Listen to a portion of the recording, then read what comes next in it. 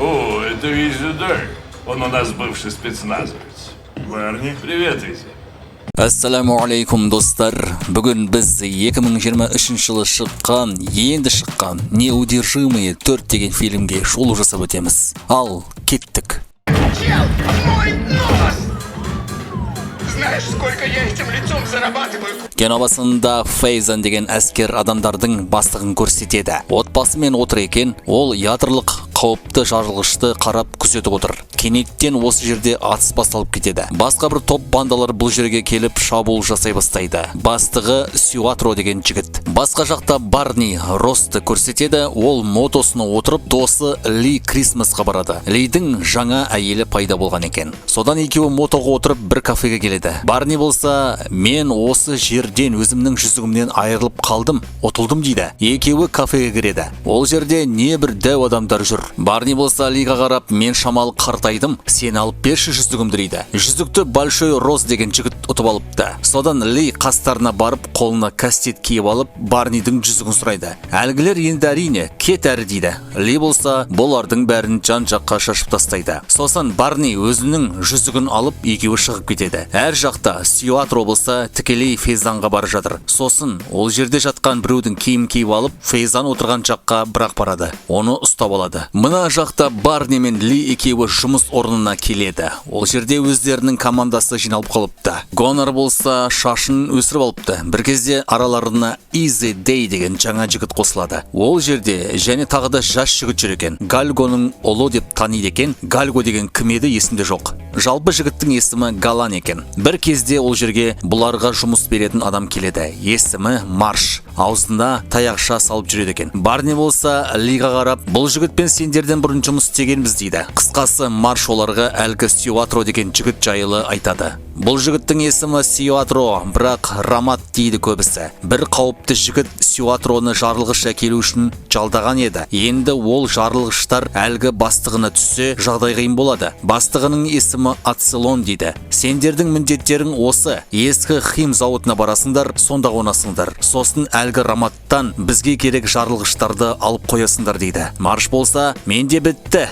Кеттім, сәттілік сендерге дейді. Изи Дэн болса, неге Ли осы іске ашулы дейді. Сонда қасында тұрған Тол Роуд Барни Ацелон деген есімді баяғыдан таниды. Енді оның артында кім жасылғанын білу үшін Барни бәріне барады. Сол үшін Ли ашуланып жатыр дейді. Содан бұлар бәрі ұшады. Әр жақта Рамат Фейзанды қинап жатыр. Фейзанның әйелін атып тастапты. Енді жарылғыштың кодын айтпасаң ұлыңда өледі дейді. Фейзан болса, жарайды айтамын деп кодты айтып берген еді, бірақ Рамат бәрібірде ұлын атып тастайды. Мына жақта Барни мен Ли әзілдеп ұшып бара жатқанда бір кезде зымырандар пайда болып атыс жасай бастайды. Барни болса тез арада қоныңдар кетіңдер дейді. Бұлар ұшақтың арт арқылы әскери көліктермен шығады. Сосын Фейзанның базасына бірақ барады. Осы арада Рамат өз адамдарымен кетіп бара жатқан еді. Олар керекті заттарын алды. Барни сол көкте ұшып жүр. Оны да сыртта Раматтың адамдары танкымен атуда. Ли болса енді қолы Раматқа жеткен еді. Бір кезде Барниға танк оқ атып қалады. Ұшақтың арты жанып келе жатыр. Сол кезде Барнидің бұйрығы бойынша Ли әлгі танкқа өзінің көлігін жіберіп, өзі секіріп кетеді. Бәрі жақсы болды деп тұрғанда Рамат гранатометін алып шығып, көктегі Барниді жарып жібереді. Ли бірден сол жаққа жүгіреді, ал Рамат өздерінің ұшақтарымен қашып кетеді. Ли ұшақтың құлаған жағына барса, алдыңғы орнында жанған дене, ал қолында сол дәлел ретінде жүзігі тұр екен. Бәрі жиналып қалыпты. Кейін артынан Ли қайғырып отырады. Тол Род болса Барни туралы естеліктер айтып тұр. Лидің қасына Джина деген әлгі қыз келеді. Джинамен бірге Марш та еріп келген екен. Ли болса, енді қашан барамыз кек алуға деп еді. Марш оған ешқашан, сен енді бұл топта емессің, сен тапсырыстан босатылдың дейді. Барлық команда жиналып қалады. Сонда Марш Лиге, сен бұйрықты орындамадың, жоспарды бүлдірдің дейді. Ли болса, мен Барнидің өмірін құтқаруға тырыстым дейді. Оған Марш, бірақ құтқара құтқармадың ғой дейді. Изи Дэй болса, Барни өзінің өмірін осы іс үшін қиды, ал сен оның өлімін жай тыйымсыз етіп тастадың дейді. Гуннар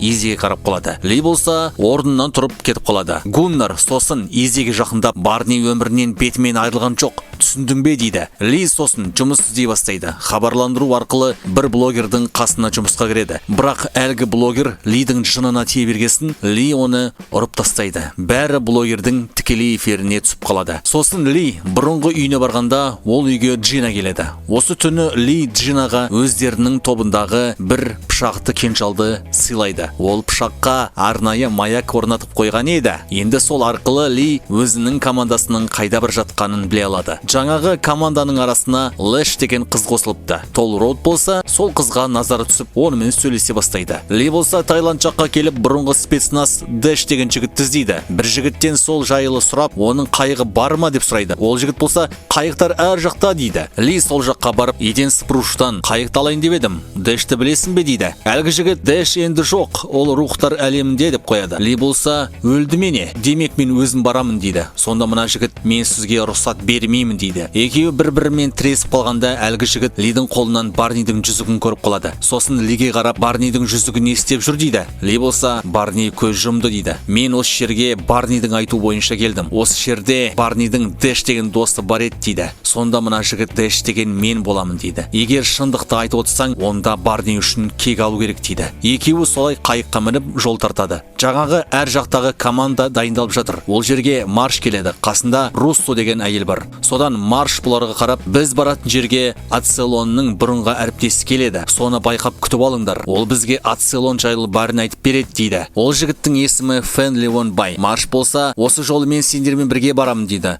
Бұлар бәрі дайындалулы түрде Раматтың кемесіне аттанады. Әр жақта Ли Дэшпен сөйлесіп кетіп бара жатыр. Әлгі команда Раматтың алып кемесіне келіп қонады. Содан бұлар өзінше қазір бәрінің бытышын шығарамыз деп ойлап, ішіне кірмей ме? Бір кезде әр жақта оларды күтіп жүріпті екен. Бұлардың келетінін білген. Демек біреу айтып қойған екен. Сосын Раматтың адамдары бұларды қамап қояды. Бәрі бір-бірінен көре бастайды. Сен сатып кеттің деп бір-біріне қол нұсқайды. Бір кезде Раматтың оң қолы келіп, кімінді бастық дейді. Марш болса, мен деп қалады. Оның артынан бір беріп, оны алып кетеді. Ал осы кезде Ли білдіртпей Раматтың кемесіне мініп алады. Бір жігіт келіп, оны көріп қойған еді. Ли оған, қалың қалай досым деп, оны ұйықтатып тастайды. Маршты Раматқа келсе, әр жақта Руссо сөйлеп тұр екен. Содан Рамат Руссоға, егер бізге Фэн Леон Байды бермесеңдер, біз Маршты біраз қинаймыз дейді. Руссо болса, менің қолымнан ештен келмейді дейді. Рамат Маршқа тапанша тірегенде, Марш өзі айтып қояды. Фэн Леонды арнайы тікұшақ бері әкелсін деп бұйырылады. Ли кеменің ішіне кірген еді. Бір-екі жігіт Лидің тікелей эфирге түсіп қалған бейнесін қарап тұрады. Ли соларға жетіп барып, оларды ұйықтатады. Сосын біреуінен, менің достарым қайда деп сұрайды. Әр жақтан Рамат бір адамына байланысқа шығады. Рацияны Ли алып, мен олардың бәрін ұзақ ұйқыға жібердім дейді. Бүкіл әскеріңді жібер маған, Барни үшін бәріңді қырамын дейді. Сосын екі жақта атыс болып кетеді. Бір кезде көмекке Дэш те жетіп келіпті. Өзінің керемет төбелесу стилін қолданып бәрін құлатуда.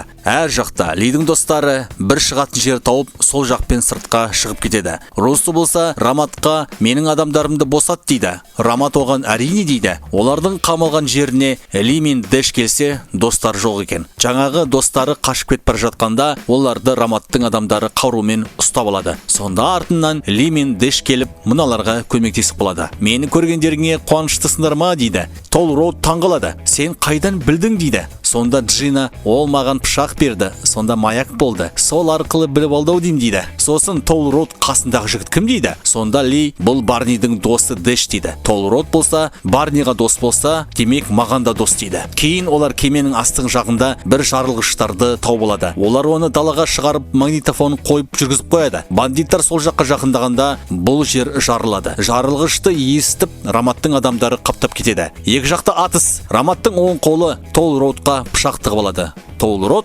жарақаттанады. Кейін сол жігітпен Дэш пен Лэш төбелеседі. Екеуі ақыры әлгі жігітті төменге құлатып жібереді. Ли болса, бәрін құлатып тіке тікелей Раматқа бірақ келеді. Екеуі төбелесіп кетеді. Рамат та мықты төбелесіп қояды. Ақыры Ли оған балтасын тығып жібереді. Рамат жаралы жатады. Ли болса жарылғышты өшіретін затың қайда дейді. Рамат оған ол менде емес, ол бастығымда дейді. Бір кезде Джина да келіп қалған екен. Кемеге әлгі күтіп жүрген Фен Леон бай тікұшақпен қонып келеді. Оны Джина көріп қалып, мына жігіт бізге Ацелонды тауып бере алады деп жатқанда, Ли маңайынан қаншама тістелген таяқша көріп қалады. Сыртта Марш Леонды атып тастайды. Сонда Ли Ацелон деген осы Марш дейді. Сосын Раматты өлтіріп тастайды. Ацелон болса сөйлеп жатыр еді, сол жері жарылып кетеді. Үстінде сол Ли қарап тұрады. Ацелон оған ашуланып, сен бір артта жабысқан тікенек сияқты екенсің дейді. Менің қолымдағы зат бүкіл нәрсені өзгертеді дейді. Бір жақта қаншама адамдар мерт болады, ал біреуі бай болады. Сол бай адам мен боламын дейді. Екі жақта атыс болып, Ли Дэшке қарап кемеңді дайында дейді. Сосын Ли бүкіл адамды кемеге отырғызып, өзі жалғыз Ацелонмен төбелесуге қалады. Ол кабинаға барып, әдейі кемені суға батыратындай етіп тастайды. Сосын бұлардың адамдармен атыса кетеді. Бәрін өлтірген соң сыртта оны Ацелон күтіп тұрады. Ли болса енді екеуі төбелесейін деп жатқанда, тікұшақтан біреу Ацелонға оқ атып, оны жарып тастайды. Сөйтсе тікұшақта Барни отыр екен. Кел тезірек отыр дейді. Екеуі әр кеткесін Ли оған ештеңе айтқың келмей ме дейді. Барни оған көп жылдар бойы мен Ацелонның кім екенін білгім келіп жүрді. Сол үшін де өзімнің өлімімді әдейі жасадым дейді. Артынан бәрі кафеде жүргенде Ли одан өлік дене жайлы сұрайды. Қолына жүзігін беріп, бұл қалай болды дейді. Сөйтсе Барни өзінің орнына большой розды ұстап алып, соны отырғызып, өзі парашютпен секіріп кеткен екен. Солай болыпты. Осылайша кино аяқталады.